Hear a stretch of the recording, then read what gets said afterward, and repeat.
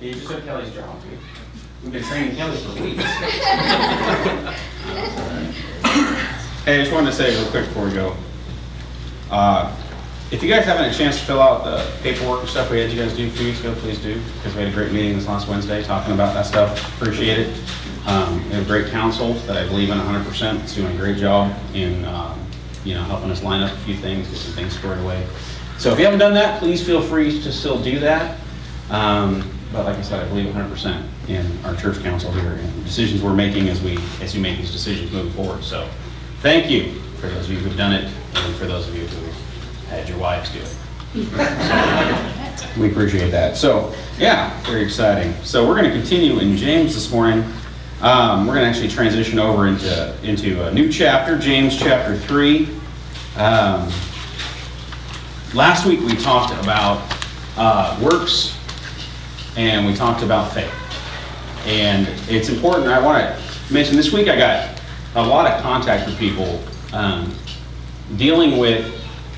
struggling with a lot of facets of what we talked about last week with, understanding what works are, deeds, actions, how those compare, understanding with how it is that we, what James is saying. I had people, discussing like, okay, so I don't understand how this fits.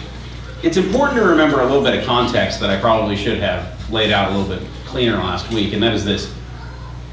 In the world that they were dealing with at the time, for those who are part of Jewish tradition, Judeo tradition, you got to remember that in the law, everything was about works, right? Everything was about, you live by the law, you go to heaven.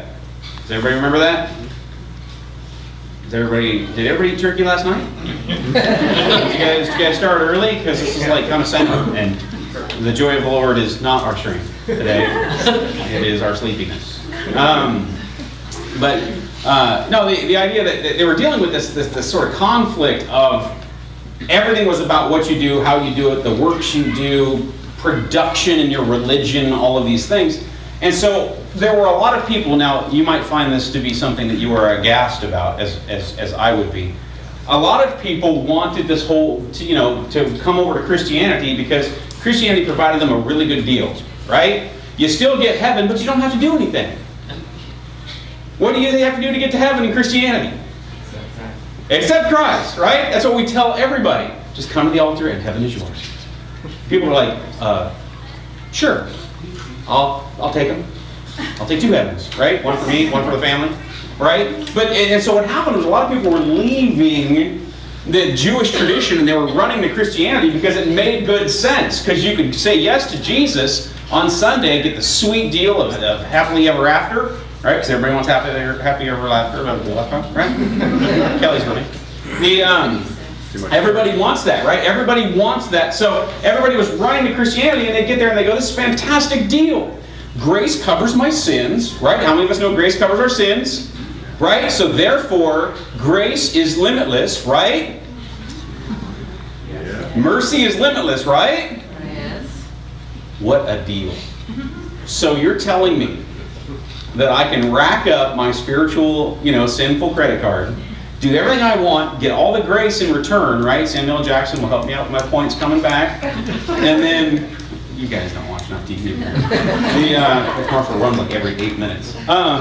And then all of a sudden you come back and now it's all a good deal. So a lot of people were coming to Christianity and they were saying, what a great deal, we don't have to do anything, we get heaven. Look at our poor sad little Jewish brothers who are stuck over there trying to do the law while we get to go to church and do jack nothing, and it's a good deal for all of us.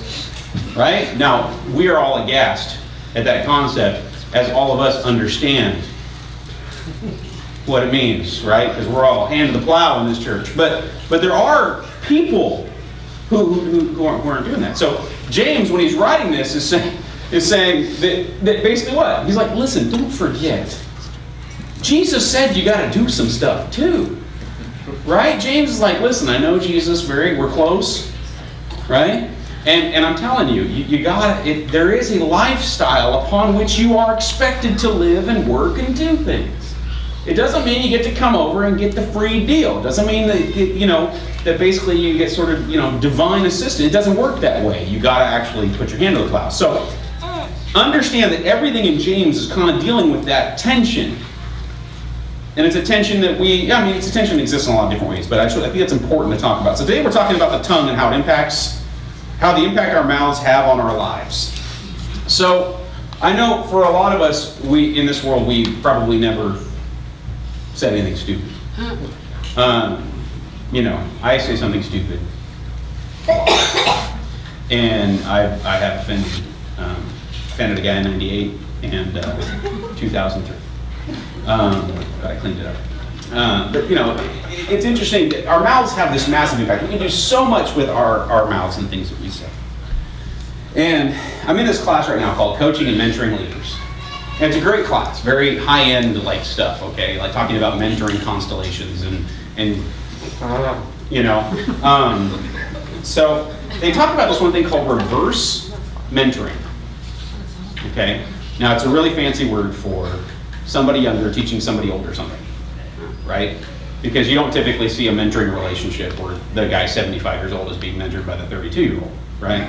But in reverse mentoring, and I got a great illustration of reverse mentoring 2 nights ago. We were up at the cabin this weekend, some of the football coaches, we took our kids up and let them be kids. And I didn't realize how behind I am on the functionality of everything electronic until you're getting enrolled and schooled by 4, 9, 10, 11-year-olds on everything. And you're sitting there going, I used to be the best in the world at video games. They're like, whatever, old man. And I'm going, what button did you push? How'd you do that? And he's like, I'm beating you, I'm not even looking. Actually, at one point in time, the kid totally pulled a me, and I was impressed. He actually got up with the controller while playing me, walked over, and hit a pool shot. Because the pool table was right behind. So he's like, that's cool. I was like, oh man, I'd have totally done that when I was in college. So I didn't even get mad, I was just impressed. But so they were teaching me this so much stuff, and they were talking, and I'm learning, and the mouths have so much they can do. But they can also get us into trouble. And the reality is, bad thoughts are bad enough, but bad thoughts rarely have the impact that our bad choice of words do. And choosing our words carefully is critical. So James starts, now he's transitioning from works. Remember, this is actually a letter, right? Everybody understand that? So he doesn't have chapters and verses when he wrote it. Everybody give that? We all know that chapters and verses were not in the actual original text, right? Everybody raise your hand to acknowledge that truth so that we don't embarrass ourselves later. Okay. So in writing a letter, he didn't include page breaks and chapter breaks. And so you have to understand that he was talking about works and faith and how basically you can't, show me your faith without works. And then he transitions into this point where he says, my brethren, let not many of you become teachers, knowing that we shall receive a stricter punishment. So he says, listen, teachers have a hard task. Teachers have a very difficult reality that they face, especially when you think about it in terms of the early church. When you think about it in terms of the early church, what were they teaching? Right? Problematic, correct? Sure. Because James is writing the Bible right now. Everybody with me? Okay. So there's problematic, right? When you go to a place and like for example, somebody comes in and they sort of bring this concept of they evangelize an unevangelized location, a separated location, you can have a lot of different wonkiness going on depending on who did the evangelize. And so what James is saying is he's saying, listen, as teachers, we are going to receive a stricter punishment because they were forced, they had less to work with, and they were dealing with sort of this new transition to the church that was planted by the life of Christ. And so they're dealing with this tension that's going on. So he's like, listen, teachers, don't choose to be a teacher. Because what happens when people are reading this letter from James? They're like, no, he's wrong. Don't listen to him on the works thing. Works are bad. So James knows that, right? He knows that somebody is standing up in that church service when they're reading this letter, and they're like, yeah, James doesn't know. Oh, so you want to be a teacher? James says teachers are going to be judged more harshly. So he's dealing with this transition that teachers would be judged more harshly. Teachers are going to deal with harder circumstance because they have the capacity, and it would be easy for them to get off track. It would be easy for them to teach something that isn't true. It doesn't happen anymore because we have so much information. But there was a time when it was easy to be a heretic, right? Not a problem now. especially for the Jesus guy in Australia. That guy's legit. So it says, and then in verse 2 it says, for we all stumble in many things. If anyone does not stumble in word, so basically what they say, he is perfect. Well, there you go.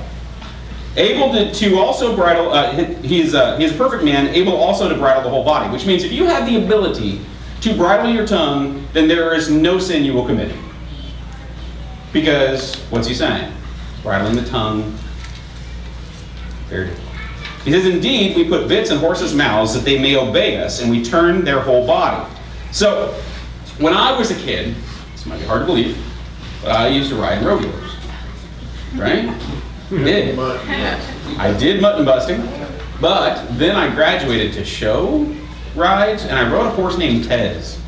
And Tez belonged to this really, really pretty 20-year-old named Shelley. I was like 10, so, I rode a horse for other reasons. But, but it was a huge, huge animal. And so I got up on this horse, but I had no problem at all turning this horse. I had no problem making the horse stop. Could the horse overpower me? Absolutely. Did the horse have to listen to me? No, it chose to. Why? Because it was bridled. It was big. So all I had to do was pull, and it would go right. It was awesome. Huge animal, and it would do anything. It would go any direction I asked it to go. The mouth is the strongest access point of control. What James is saying is, listen, if you have the ability to control your mouth, then you have the ability to control everything in your life. If you have the ability to refrain from saying negative words, you have the ability to refrain from hurting people with the things that leave your mouth, you have the ability to do anything. You can control anything your body wants to do, because ultimately the mouth controls direction and impact. The mouth controls where you're going. And he's using the horse as an example. He uses other examples we'll get into in a minute. But it's very simple. You pull, the horse turns. You pull to the left, the horse turns left. The reality is the mouth has the ability to control direction and impact. What you say is important. You have the ability to change people's lives with the things you say. You have the ability to hurt people. You have the ability to do all these things with the mouth. And then he said, it's important that we deal with this idea now of he's created this comparison between works and words. So he talked about faith without works is dead, right? It's meaningless, it's purposeless, it's useless. And now he's transitioning over to the value of words. So we tend to put too much value on, well, I said I'm a Christian, so therefore, evangelist. And we don't put enough value on our works. We don't put enough value on our life being in the living example of what we say we believe. So he's beginning this comparison. So he says, look also at ships. They are so large and they are driven by fierce winds. They are turned by a small rudder wherever the pilot desires. So even the tongue is a little member and boasts great things. Proportionally, the mouth is so small, yet everything is directed by the direction it chooses. So you think in terms of the ship, and you think in terms of the wind and the waves and the water and the weight of a ship. Yet something so small, so simple, can control its direction. Can turn it in the midst of the strongest winds, can turn it no matter what, can do all of these things. Yet it's such a small part of the ship. It's such a small part of what, of what is necessary to control direction. So James is saying negative words don't need the evidence of positive words. This is a big thing that I have found to be so true in my life. And I'll give you an example. When you have a conflict in a family, conflict between parents and child is an easy one to grab. It's amazing how little evidence you need when someone says something negative to you. If someone says, you're awful, you're worthless, or I don't like that, or I hate you, or whatever, it's amazing that it doesn't matter what the evidences are, you take it to heart. If your parents say something harsh to you, or your parents get frustrated and say something out of frustration to you, it's amazing how quickly you can take that to heart. And it's automatically true. Even if every evidence in their life is to the contrary. I use a parent-to-child example for a reason. Because all of the evidence in their life is to the contrary. They're wearing the clothes you bought them, and the house that you provided for them, and the food that you feed them with. And everything that you do to take care of them, all of the evidence is to the what? contrary of the negative words. You were caring for them. You were doing all these things. But yet a simple negative word can absolutely pierce and destroy a relationship. On the contrasting side, if you say something positive like I love you, it doesn't mean anything if there's no actions behind it. Right? It's amazing how much negative doesn't need evidence, but positive absolutely requires it. If you say something like, listen, I just want you to know I love you, but you never spend time, you never care, you never do anything like that. You're trying to voice something positive, but without the evidence of that positive statement being shown in your life, there's nothing to it. There's no weight to your positive words. Negative words don't really need any evidence. If you go up and you say something that absolutely hurts, it doesn't matter if everything else, 98% of everything else you do in your life is to the contrary. It's amazing how 20 seconds, you can say something, it may take 20 seconds to get it out, and how it can absolutely destroy a relationship. Even if all of the evidence is to the contrary, the other 365 and 1/4 days of the year. Right? It doesn't matter how it works. It's all about how we as human beings perceive negativity. And, we always say, it's about self-esteem, it's not really true. I think we are just ingrained to believe the worst. So when someone says something we deem as harsh or difficult or critical, it absolutely buries us under a mountain of emotion, whether all of the evidence is to the contrary or not. And when we say something positive, we have to step back and say, it has to be reinforced. You can't say positive things all the time if in reality there's no evidence of what you say you believe. If you tell your kid, you're bright, son, but you call him an idiot all the time, or you never, or he comes up to you one day and goes, hey, Dad, I got this great idea. I'm going to fly to the moon. And you go, aim lower, right? You're like, I'm just trying to be helpful. But the reality is, but Dad, you tell me I'm smart. Yeah, I do. You're smart. But am I smart? Absolutely. So I want to go to the moon. A little lower. Right? It doesn't work that way. So we have to remember that positive words are useless without evidence. Negative words, sadly, don't require it. So then he says, and here's an example. He says, see how great a forest a little fire can kindle. How great a forest can be destroyed by something tiny, something small. Now, the reality he's using there is what? The forest was there to begin with, right? Something positive, beautiful, majestic was there to begin with, and it was destroyed by something so small. He says, the tongue is a fire, a world of iniquity. And this is where James really gets into full James. He says, the tongue is so set among our members that it defiles the whole body and sets on fire the course of nature, and it is set on fire by hell. That's like good. Like Jonathan Edwards was like intimidated by that passage. Look it up. The reality is the tongue can lay waste to everything around it and destroy so much of God's beautiful design. James is insinuating that the forest was there to begin with, but yet something so small, so negative, so minute, it seems insignificant, can destroy. And I think most of us in this room, if we were honest, and you don't need to be necessarily boldly honest with people, can recall all the times in our life someone said something that absolutely pierced us, that absolutely hurt us, destroyed us. And it's amazing. It could be as tiny a sentence in the world. It could be 5 words, 6 words. It could be as simple as, I hate you, or I don't like you, or whatever. And we remember those things, even from our junior high years. Right? And we all say with kids, junior high is tough, son, you'll be fine, though. But we're like, but I'm still dealing with the ramifications of things that were said to me in my 40s. But son, you'll be fine, just get over it, rub some dirt in it. Right? We're over there going, remember that time that girl rejected me because she said I smelled bad. And you're like, son, it's okay, don't worry about it. Nobody's judging how you smell, right? But we're trying. But the reality is we all remember the times we were destroyed by things that were said to us. First time some girl or some guy said, nah, I'm not interested, right? We remember that. I'm not interested. What? I'm this. Where are you laughing? See if you cared about me and you wanted to positively reinforce me. That's where you said, exactly, that's a good point. Right? But the mocking, it hurts. Now, this will be something I talk about in 20 years. But the idea is we still remember it. We still remember those things that were said to us. And we just, oh my gosh, I still remember the biting, that moment where it almost seared my soul. when someone says something to me, and it might have seemed rather innocuous at the time, but how years of my life later, I'm still bound by that weight. I'm still bound by that feeling. And I think when we our words leave our mouths so carelessly sometimes, that we might have all the justification in the world of what was said, but we're not thinking through what it's going to mean long term. And that's where James says, it is set on fire by hell. It is our sinful nature that creates this in us.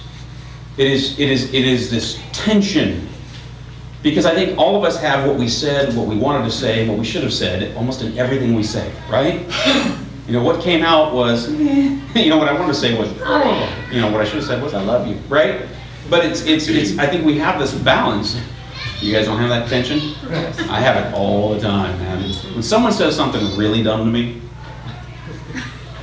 like there's a fight going on. It's like, seriously, and I always think of that scene in Gladiator, right at the beginning, when there's flaming arrows and guys running, and I'm like, who's gonna win? And then I respond out of love. But it's amazing. This, I have that tension all the time. And I think that's why James says you have to learn to control it, to bridle it. It still is going to want to speak evil. It's still going to want to say hurtful things. I had a grandmother who most of you guys, you have these great stories of your grandma, right? Grandma is loving and caring. Oh, there's a photo of me on grandma's lap. And oh, there's a photo of my children with my grandmother. My grandmother was awful, right? I mean, she was like the worst person in the world. She was horrible. And I'm being nice. The nicest thing I could say about my grandmother is that she was horrible. She was mean, awful. Like the world owed her a favor, one of those folks. And if you're one of those folks, get over it. But the world owed her something. And she had, from the time angry, off, and she took it out on everybody. And I was her favorite, and she was mean to me. She called me fat.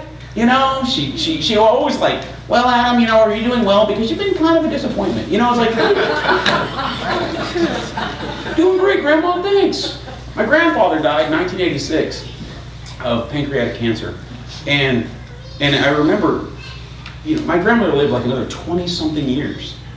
And my grandmother was a hypochondriac, right? So she was convinced, she was dying every day.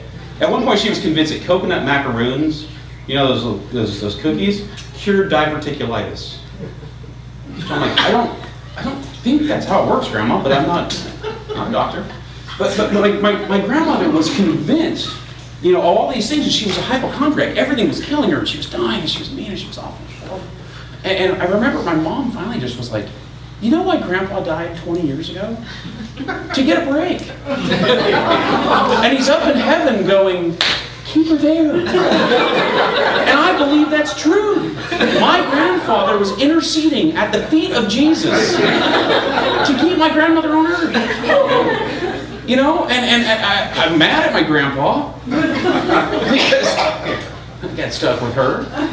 But, my grandfather was the kindest, gentlest, most caring, giving, quiet man. And I remember as a child, my father would I gotta go. Why? Well, I gotta go pick up your grandmother. I'm like, what? Oh, your grandfather left her at the gas station, at the supermarket. Oh no, he's like, I'm done. I'm out. He just got the car and drove home. Those days, man, those are good days. We get away with that. Now it'll be all over Facebook. Hashtag loser husband. But we had this whole thing of I was reverse mentoring for some of you older folk. So we had this whole idea. My grandmother was awful, and I don't have good memories of my grandmother because of the things that she said. And she was mean all the time. And every time I went, it was going to be, it's horrible. My oldest son Marcus, Marcus got to meet her when he was 2, and that was perfect. Because he's 2, right? And we're like, no impact whatsoever. Just and she was so kind and gentle to Marcus. And she's stroking his hair. I'm like,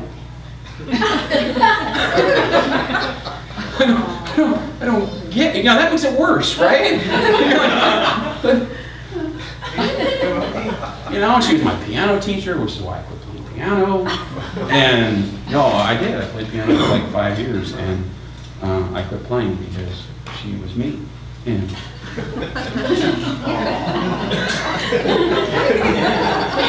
anyway, so I'm over it. One thing that woman taught me was to be tough. Impervious to the darts of negativity. I should write that. That'd be a good shirt. All right, negative fires don't need the attention and care of positive fires. Give you a great example. We were trying to make a fire Friday night, right? And I'm just chilling around the campfire at this cabin. We were up in the cabin for a couple days, and I'm just watching. And my friend, his kids are like, Duck Dynasty wannabes, right? They're all in camo. They grow a beard, they would. And anyway, they're trying to light the fire with the flint. I'm watching, and like for 25 minutes, these kids are trying to light the fire. They got paper, pine needles, wood. At one point, finally, one of the boys pulls out waterproof matches, which is like Greek for useless, right? No fire. And I'm thinking, isn't that funny, right? Here we are, we're trying to start a fire for a positive reason. We got matches, flint, we got all the motivation in the world. Some dude flicks a cigarette out a window and burns down Yosemite, right? Inadvertently does something negative. We lose Yosemite. I've got 3 kids flicking flint, matches into a controlled, dry environment with paper, pine needles, nothing. Right? The reality is that if you want to start a positive fire, if you want to start something great, it's going to require some work. It actually requires effort and focus. If you want to start something negative, just be flippant and stupid. And you will start a negative fire. Just let it fly. Say whatever comes up. Have one of those no-filter days and see what happens. I think we should all have at least one no-filter day a year, right? Just let it fly. And watch how fast those negative fires go. If you don't think that's true, be flippant with your wife, right? When your wife asks you a question, just be like, you're dumb, right? And see how good that fire works out for you. That fire will be like, was it Carrie, with fire starter, whatever that one was, Drew Barrymore, right? It would be awesome, right? Fire starter, that's what it was, right? Not Carrie was the car. Anyway, but the reality is that's all. But when you're trying to start a positive fire, it takes work, it takes effort. If you want to change a culture, if you want to change, the direction of people, if you want to positively impact your church, you can't just go, Jesus loves us, fantastic, and watch the fire start. It doesn't. It comes because you put the effort in, and you're speaking the same language, and you're keeping the discussion going, you're keeping the discourse flowing. But if you want to see something go south quick, just start flicking cigarettes out the window. You get the metaphor. And just start doing that, and you will see horrible things take place. But if you want something positive, it takes work, it takes time, it takes focus. If you want to see your children impacted genuinely and generously by Jesus, then you have to continually speak into their lives, and no singular sentence, no singular moment is going to fix it. And then James says, for every kind of beast and bird, of reptile and creature of the sea, it's been tamed. We've taken control of it. We got it worked out. But no man can tame the tongue. It's full of unruly evil and full of deadly poison. James he's drawing the huge comparison, right? He's like, look at all the amazing things people can do, but they can't control what they say. Look at all the amazing things that human beings can accomplish. We can fly to the moon. We can land a probe on a comet. But we can't control what we say. We can't be positive. We can't build people up. We can do all these things, but yet we can't ultimately control our communication. That is the treasures of it. He says, with it we bless our God and Father, and with it we curse men who've been made in the similitude of God. In other words, the likeness of. Out of the same mouth proceed blessing and cursing.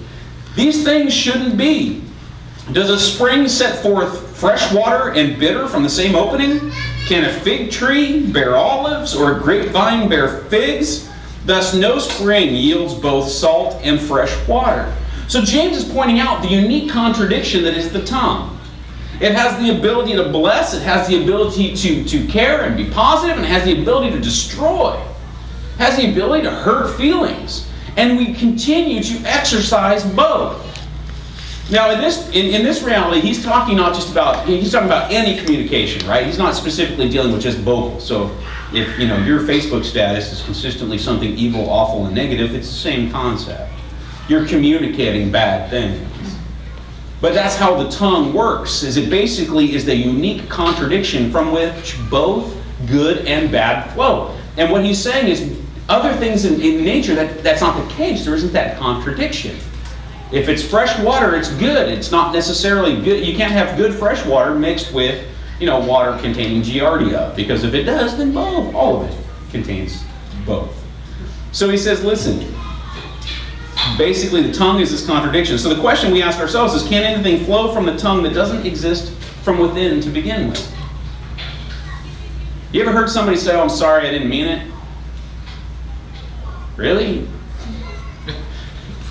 Now, I'm not saying you mean it long term, but you certainly meant it when you said it. Does that make sense? Doesn't mean that you actually, this is what I mean over the course of my life. But in the moment it came out of your mouth, it came from somewhere. The words don't just appear. The words come from somewhere. Praise and destruction both flow from the same portal. The reality is, we have the capacity because we ourselves are a contradiction. Christians, we ourselves are a contradiction. We say, I serve Christ, I believe in Jesus Christ, He is the Savior of my world, yet we live a life that has measures of contradiction in it. We find parts of our life that have nothing to do with Jesus. And we have areas where, the whole I surrender all, but it's not, very few people can really sing that with a clean heart. Because most of us are like, I surrender all of what I'm going to surrender. That's the way we should have written it. I surrender everything I'm choosing to surrender. It's all yours. But I've got all this other stuff I'm going to keep for myself. I've got this sin over here I'm going to keep for myself. I've got this these mental images I'm going to keep for myself. I've got these emotions I'm going to keep for myself. So we ourselves are a contradiction. So our mouth basically is that contradiction that is within us. If you find yourself constantly saying things that hurt people, the reality is you got stuff inside that's just coming out through your mouth. But if you are constantly building people up and you're constantly, communicating well with people and you're constantly listening to them and you're constantly responding or you're bringing wisdom, then wisdom comes from inside. Those things come from who we are. The reality is those are the part that's why we have this contradiction. That's why James is saying, listen, the mouth controls everything. If you can control that stuff from exiting your mouth, it means that you have control of everything that's going on inside. It means that you've dealt with that bitterness, that frustration, that anger, that the wrath that you want, the vitriol, the venom that you want to get out. You've got control of it. You have come to the point where you are dealing with it, because that's the truth, is basically from that same spring comes both. Now, what we want to see as Christians, right, is we want to be like James and get control of our tongue so that the salt water, the bitter water, comes out a little less. And then a lot more less. To where finally, it's just not coming out hardly at all. If you're somebody who struggled with the tongue when you first got saved, and you were somebody who was mean and tyrannical and tough, and all those things, and you're still those things, that's what James is talking about, is you got to go back. And so you remember, we're dealing with faith, we're dealing with works and words. Because like I said, as Christians, if our lives are not backed by the truth of what we say, if I don't say I believe in Jesus and I go and act like I believe in Jesus, but I live like I don't, then my works and my words don't line up. And that's what I was saying about our contradiction, is that while we want this, we're both line up, the truth is most of us are kind of like that. Where we have some overlap between the two, but the truth is there is still a major point of difference. And then, so the reality is the tongue is a destructive force. The tongue has the ability to do so much damage. And as Christians, we have to be aware of that. My mom always says that Christians are the only ones who, eat their young or kill their wounded, right? In the church, we have the ability to eat our young and kill our wounded, because that's what we do. Somebody gets saved and they're all excited and they might be a little off base on most of what all they believe. And what's the first thing we do? We correct them to the point to where Jesus is way no fun anymore. I'm so excited I'm free. Well, you're not really free. Let me let you sit down, son, and teach you a little dogma. Right? And then before you know it, 2 weeks later, they're like, wow, Jesus sounds like a whole lot of chains. So we kill our wounded. When it comes to, people who get hurt, what do? What's the first thing we do? We get mad at them for being hurt, right? Why are you hurt? Because I had sin. Oh, you had sin? Well, then you gotta get sin out. That's your problem. You got sin in it. It's gross. It's an infection. You know? And they're like, wow, thanks for the love. Thanks for the hand. I appreciate it. You know? And the reality is we destroy because of the things that we say. We destroy because we act too quickly sometimes too. You know, sometimes we need to let things autocorrect a little bit. You know, and that's hard for people. People struggle a little bit with the whole, like, just give it a second, give it a moment. That's the first thing we want to do, we want to meddle, right? Oh, did you hear their marriage is in trouble? Somebody better jump in there. Just give it a minute. You know? But no, first thing we do is what do? We got to call an inquisition. That helps. Anytime there's an inquisition, you're going to have a positive result. You know, but that's the thing is we have this conflict in the church where we have a hard time letting Jesus do for them what he did for us. Right?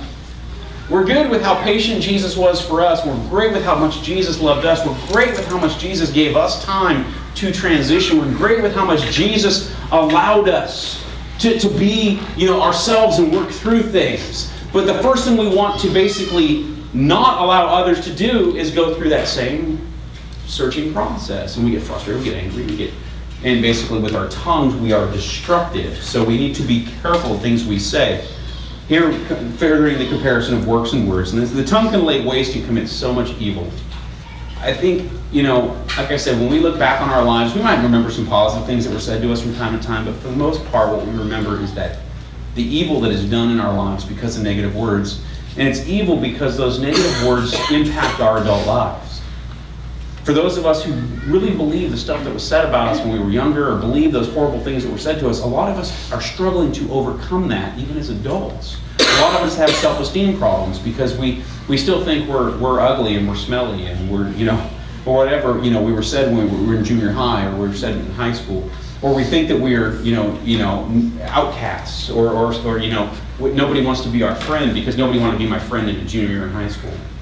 I was sharing a story with the boys, you know, about you know, I was in Christian school through 6th grade, and then my parents, through the wisdom of Jesus, the second month of my 7th grade year, moved me to a public school. Mom, Dad, great word. Best time to move your kid, October. So they moved me to a public school from private school. They could no longer afford Trinity Christian School, so they moved me to a public school in October.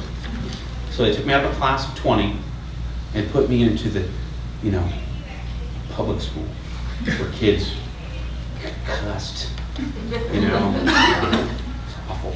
So what made the transition okay was the first day when I had no friends,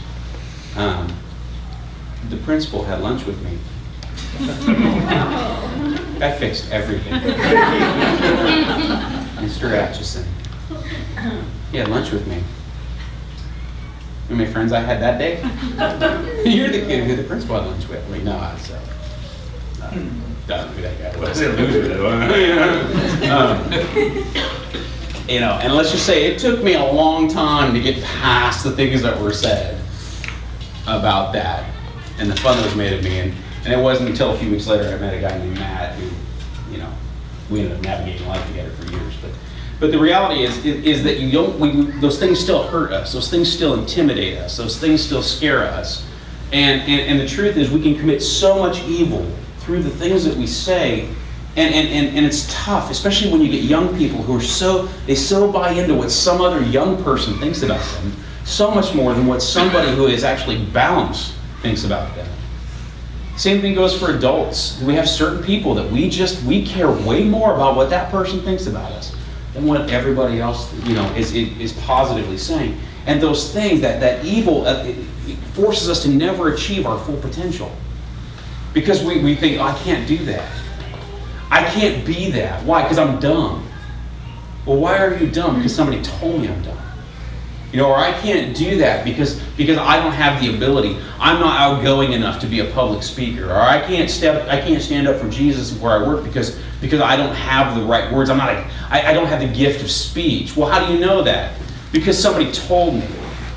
Because I got mocked because I stumbled through a speech in 6th grade.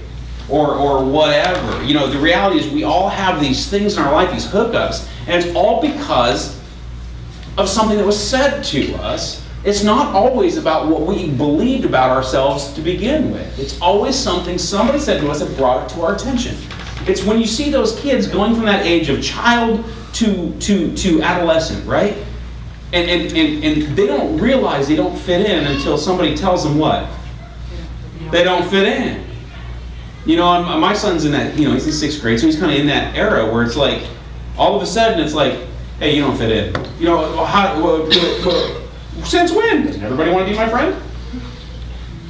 You know, and the reality is things are said, things are done, and that evil begins to tear us apart. And in the church, we can't do that. We can't communicate with each other in a way that creates separation, in a way that creates cracks in what's going on. We have to be unified and positive in our speech because the tongue can also praise God. It's amazing to me that He listens to what we have to say when everything else we have to say gets said. You know, but it's the same way. We praise God with our mouths. We stand there and we say, God, and this is why James puts so much stress on works. Because if you curse somebody on Saturday and you think you get to come in here without washing your spiritual mouth out with soap and worship Jesus, that's why James says your life better have some evidence in the actions. Your faith better have works, because your mouth is irrelevant, because it can praise and it can curse. And you can sit there and tell me till you're blue in the face, no, the praise is real, the cursing was a total mistake. But the reality is that's not the case, right? That's why James is saying, you know, we can do both, but we have to control. The tongue is the conduit of which our contradictions are. So if you find yourself at a nice balance of, I say, you know, awful things, horrible things, and I praise God, then there's your contradiction. Then your contradiction is pretty huge. You know, you can actually gauge kind of where you're at on your ability to control by the things you say. And listen, I know that sometimes, especially as Christians, we like to voice our concerns out of our concern for that person. Sometimes the reality is you're doing so much damage by trying to be caring, when the reality is they don't need to hear you care so much to bring up their flaws. I just want you to know out of love, I want to tell you, you're doing it wrong. Sometimes we need to step back and say, you know what? Maybe I'm the one who has the wrong perspective. Maybe I'm wrong. Because maybe I was taught wrong. Maybe I didn't understand. Maybe I didn't know. And that's why I brought up that reverse mentoring thing at the beginning, is sometimes I think we can learn from the people we think we're called to teach. And we got to step back and say, I got to be positive here, because you know what? There's something coming here. So a way I can learn. There's a way that I can embrace this knowledge. That's why I say, you can gauge where you're at on what you have control of by the contradiction that comes out of your mouth. If you're constantly hurting people, if you're constantly saying things that bring destruction, if you're constantly saying things that bring, you know, a chasm, then the contradiction that is within you is huge. Then you are basically what James is saying in chapter 2 is the problem, right? I have faith, but I can't evidence it by any works whatsoever. Like I said, going to church is not a work. You know? So we have to step back and say, where are we at? Because the tongue is so important. And I gotta tell you, I don't ever want to see some kid go, hey, why don't you go to church? Because people in the church were mean to me. The people in the church told me that the carpet was more important than me. The people in the church told me a chair was more important than me. You know, whatever. I don't want some kid to say that's why I left. That might be my son. I don't want somebody to say that to me. You know, I don't want somebody telling me it doesn't work. You know, I don't want somebody saying that, you know what, I can't do this because I was told that the church said I was a bad person, or I was told the church doesn't like me, I was told the church doesn't care about me, or I was told that my sin mattered more than who I was. And we see it all the time. We see kids walking away from church because they're destroyed. And there's a hypocrisy there that is absolutely killing us. You know, and that's why I'm saying I never want to see that. And as a pastor with 2 kids, I am so careful about what I ever say to my kid. Because the truth is, my son is going to want to walk out that door someday. That's going to be the way it's going to be. That's what pastors' kids are. And if you don't think that's true, go meet one. I'm not saying they all walk out, but they want to. And I don't ever want anything I said to be the reason. And you guys, we need to carry it the same way, which is sometimes we got to step back and say, I don't want to see kids leave the church because the church was tyrannical. The church was me and my parents were hypocrites, or church is hypocrites, or whatever. You know, and like I said, a little bit personal at the end, but that's the reality of it. Is it is so heavy, but when a kid can look at you and go, I'm mad because church told me, ... and you're like, I wish I could say they didn't. You know? The mouth can do so much evil, even when its intentions are good. Even when its intentions are good. So let's pray. Father, we just lift you up this morning, God. We praise you with our mouths, God, but we acknowledge that the real prayer here is that God, you are being lifted up by our works. You are being lifted up by our deeds, by our actions, by the evidences in our life. And so, Father, we just pray right now, God, that you basically can see the truth in who we are. You can see the truth out of how we live. You can see our hearts and know that while we may wrestle in contradiction, we are gaining control of our tongues. We are stepping back, and we are communicating only in wisdom, as opposed to flippantly just throwing words about. So God, I just pray we can be in control, and if we have tensions in our home, if we have tensions in our marriages, whatever, God, that we can step back and say, okay, how can I evidence the positive things that I'm saying? And if we're the one feeling like we were wrong, how can we step back and say, well, how poor is my perspective that I think everything is negative when there's so much positive? So God, I just pray that we can be people who speak the truth and speak in wisdom. God, I pray your blessing this week. And God, I pray that we have a great Thanksgiving, that our family fights are at a minimum. And God, I just say hello to my grandma. Your name. Amen. All right, you guys, have a great week.